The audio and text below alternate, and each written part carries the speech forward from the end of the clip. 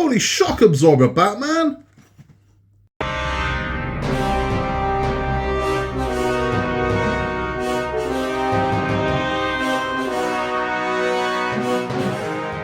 Hello there, and welcome back to Building the Boys. We now have issue 45 of Hachette's Build the Batmobile Tumbler. In this one, we're going to be working on the shock absorbers. Now, this isn't the entirety of the shock absorber. Over the next two, we're working on the left shock and the right shock, and then next delivery, we'll get the parts to finish this off and link us up to the steering rack. So we're doing some prep work. Now, this looks quite fiddly. From what I've seen in the instructions, this looks quite fiddly, but I don't know if it is, or if the instructions have just gone a little bit over dramatic with how much we actually have to do. But we'll see. I'm hoping this doesn't involve taking screws out and putting screws back in, but it normally bloody does when it comes to shock absorbers and suspension. But we'll see. This is much needed because we still have floppy wheels, and that's bothering the hell out of me. I'm looking forward to those wheels firming up. I really am. Because I think the floppier they are and the weight of them, the more likely you are something's going to snap. So it'd be nice to get these things kind of secure and straight. I don't think this is going to do it, but I think that is coming very soon. Hopefully. At the end of this one, we're talking about the release of Batman Begins in cinemas, what impact it had, what the critics thought of it, and what the audience thought of it. Without further ado, let's get this one open, let's get this one built. If you haven't yet, please remember to like and subscribe. Helps the channel massively, and we just appreciate you having along for the journey. Let's get this open, let's have a look at what we've got. Okie doke, so here's what we get in issue 45. So we've got CM and BM, so we're going into metal. So those are metal screws, those are metal screws. And we have the parts that are inside here. I'm hoping that this is a majority metal, because again, if it comes to moving those bloody great big wheels, yeah, they are. Okay, so we've got metal piece here, metal piece here, and a metal piece here. So all metal. So we are going to need the 3-in-1 oil. What I'm going to do is I'm going to bring up the bulkhead and the front wheels. I'm going to find out exactly what we're doing, and we're going to get this installed. Okay, so this is what we're working on, and immediately the first thing we're doing is taking something off we've already put on. God, that is bloody annoying, but it is what it is. They always do this. Always, always, always. And I don't know why, but it is what it is. So when you take this off, keep the screw handy and keep the rod handy as well. I don't know why. It's whenever they do a part work of anything and it comes to suspension and shock absorbers, we always put things on and then take them off. And I've absolutely no idea why, because no one enjoys doing this. They're like, oh, so we've got to undo something we've already done. Fantastic. Okay, so let's take this one out. Let's keep this safe. We're going to move this over here, so that's safe for now. So that's the first one off. That's the inner off. I'm hoping that's the only one we're bloody taking off. Yeah, right. So the next thing we're going to do is we're going to take the left shock absorber support and position it as shown. So that is going to go into... where? Gonna have to have a look at this one. Okay, so the picture guidance here is bloody terrible, but let me show you exactly where this goes. So you're going to take this, you're going to go down here, and you're going to attach here. So that is where you're going to end up. Hoping that makes sense to you, but that's where this is going to go. But the picture guide is terrible. It really doesn't show it in like that, but that is where this goes.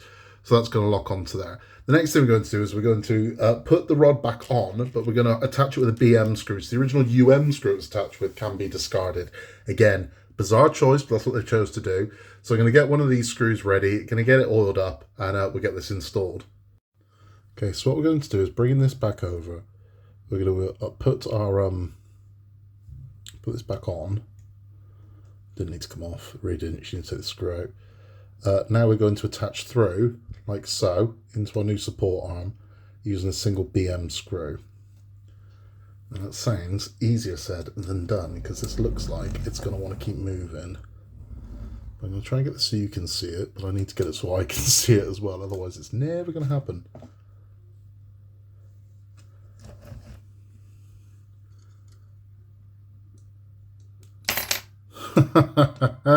Let's try that again. Okay, so that wasn't the easiest thing to film, but it was relatively easy to do. So you can see our support arm is here, and it's holding this in place. So it's a single BM screw goes through there. So these will still move, but this is now a lot more secure, as opposed to this one, which is still flopping around wherever it wants to go. This one's now going nowhere. That's secure. Now what we're going to do is fold these down, because I don't want to get these damaged.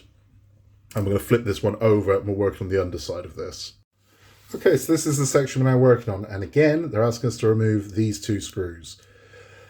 So let's get it done. Let's take them out. I don't know. Again, I don't know why, but they're asking us to take them out. So let's take them out. All right, I'll get them taken out, then we'll look what we're doing next. I see. This is now making sense. We've took these two screws out, and what this is reinforcement. And this is going to sit in there like so. And we're reinforcing this basically. That's good, because as I said, I have my concerns about how strong these arms are going to be. Well, they're going to be a lot bloody stronger. So we're going to hold this in place with two of the BM screws. Let's get that done. So I've got one in, so you can see how flush this is going to be. Now get this as tight as you can get it, because this is reinforcement for this arm. So as tight as this will go, this is exactly how we want it. This is metal into metal, so use your 3-in-1 oil. There you go. Perfect. So that's how we're now looking. So now we have support for this arm, which is going to be important, because as I said, I mean, it just struck me as these are big, heavy wheels for very little support. So I'm actually quite relieved that that's gone in. We're going to turn this back over again now, and we're going to be working on more with bulkhead. Okay, so this is the section we're now working on. And we've got this plate that's going to sit over there. I will show you exactly what we're talking about right now. This is the plate that we're going to be using, and this is going to sit this way up over these two holes here. And then we're going to hold this in place with two CM screws. So let me get those screws ready and we'll get this applied. Okay, so holding this in place, let's go with screw number 1. Try and get this in. And I've used touch of 3-in-1 oil just to help this transition in. Screw nice and tight. There we go. That's one. Now one more, and this one is in the books. Touch of 3-in-1.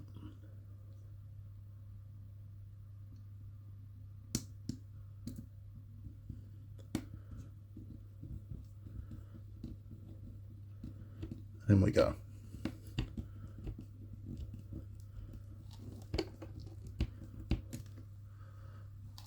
Not happy with that. Alright, I'm going to straighten that up and get that done.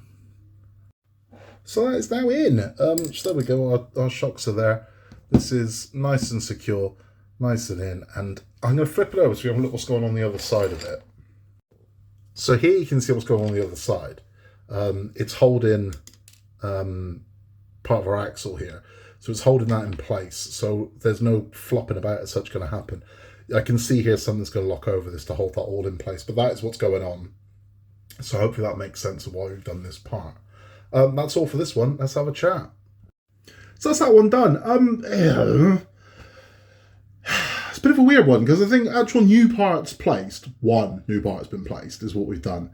The two parts are to reinforce the axle, which is important. It just is. So don't see it as busy work or whatever. See it as necessary. Wouldn't you rather find out now and reinforce the axle than find out much later on that this thing just snaps? Like anyone that built the DeLorean, the suspension on the DeLorean was not good. The DeLorean suspension broke on a lot of people's DeLoreans. So I'd much rather find that out now. And also it's put my kind of fears at ease a little bit, because again, looking at just the weight of those wheels and thinking, there's no way. And these little flimsy bars are holding them. This now feels, and it's certainly with the cage on the cockpit as well, it feels like it's starting to become solid. It's starting to become a solid model, which is good. Not much more to say about that, really. I mean, it's all necessary. The next one is going to be similar to what we've just done. And then in the one after that, so when the next delivery comes, we'll be finishing this off. So we'll be finishing off the steering rack, and we'll also be finishing off the shock absorbers properly. So that'll be good.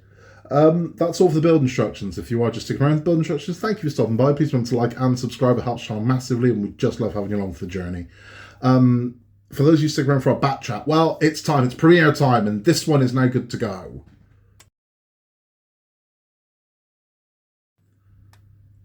So, it was released on June 7th. Now, June is, I wouldn't say it's a dumping ground, but it's known as early summer. The big hitters come out first weekend of July. That's 4th of July weekend is where your big guns come out. And then July and August are where your big hitters come out. Anything where they're not convinced, June, sometimes May. So Batman had low expectations, which is a good thing for it. Batman Begins, low expectations. We're not expecting miracles from this. If it breaks even, we're happy. Was kind of the vibe. So it didn't have a humongous marketing campaign. It didn't. It wasn't carrying any major merchandisers with it at the time. There was merchandise available, but there was no big push from McDonald's or anyone like that saying, "Please God, we do this to be a hit." It just, people had lost faith in Batman. However, critics loved it. So the critics absolutely loved Batman Begins, and they were fawning over it. And it had to slow burn. So it did open at number 1 in the box office, and it opened to $48 million, which by today's standards is a bomb, right? That's what that would be, a bomb. But this was a different time. This is going back nearly 20 years. This is 19 years ago. But 48 million at the time, that still wasn't great for the time. It was all right. It did okay. And that's what you can say about Batman Begins box office. It did all right. It did better than expected, but it was not this colossal gargantuan hit, regardless of how people would like to remember it now. It wasn't. It was number 1 for 2 weeks at the box office in June. That's it. The reason why they didn't put millions and millions and millions behind it was not just because of Batman and Robin's failure and Catwoman's failure. It was partly because of it, but it was also because there was a little film about to be released that you might have heard of called Revenge of the Sith. So the last of what was believed to be the last of the live-action Star Wars films was going to be released in a matter of weeks. So the idea was that we can't compete with that, so why bother trying to compete with it? So everyone avoided it. Everybody kind of avoided that weekend, so they just didn't throw loads of money after this. I bet they wish they did now, because the reaction was really, really, really positive. It did great box office for what it was. It finished 9th highest grossing film of the year, which again is all right. It's okay. But what was the most important thing that it achieved was that it had legs. It felt fresh. It felt, dare I say, adult. There was a touch of class to it. There was something very elegant about Batman Begins. It's mature. It doesn't pander to the audience. It didn't need A-list celebrities dressed in stupid outfits as villains. It didn't need that. It was just a good movie, and that's what was coming back from people. This is a good movie. Not a good Batman movie, not a good superhero movie. This is a good movie. I enjoyed this. It's a good movie. But convincing people to go to see Batman in cinemas, not the easiest thing, because they're like, ugh, because it's tainted. So most people caught this on cable, or at the time rental. Rental was still a thing back then, so rental DVD was still very much a thing back in 2005. And this is where Batman Begins really found its legs, because people are like, actually, that was really good. And it's like, yeah, it was. Cinematography was gorgeous, and it's just a great movie. It's a good, solid movie. It really is. And of course, at the end of Batman Begins, we get our first teaser of what is to come next for the Dark Knight, when he is handed a card that was left at a bank robbery. And it's this card.